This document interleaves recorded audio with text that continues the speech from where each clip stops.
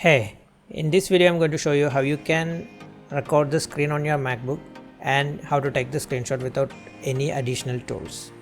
So for this you have to press Command Shift 5, that's the number 5 altogether, and you can see this window coming up. First I'll go through all these options here and then I'll be demoing what each one does at the end of this video. Here the selected item in the menu bar lets you record the highlighted area of the screen, and this one records the entire screen. Now this one takes the screenshot of the selected area, and this one takes the screenshot of the selected window. This lets you take the screenshot of the entire screen.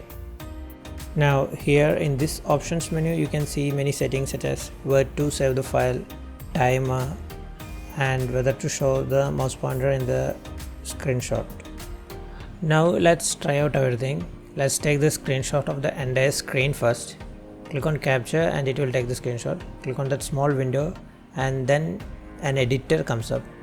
So here you can do whatever edits you want and then click on done, which will save the screenshot. So you can see the screenshot has been saved. Now let's take the screenshot of this particular window.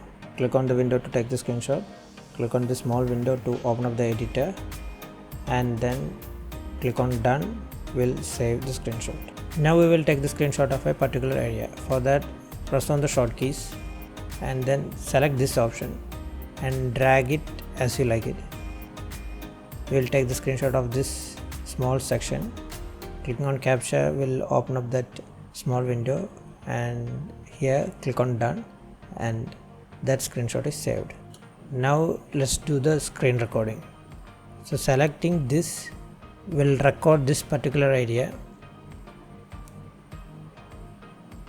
Now whatever I do in this particular area will be recorded. Here you can select the microphone so that what you can voice narrate whatever you are doing here. So clicking on record will start the recording. Let's do some movement so that in the recording there is something moving.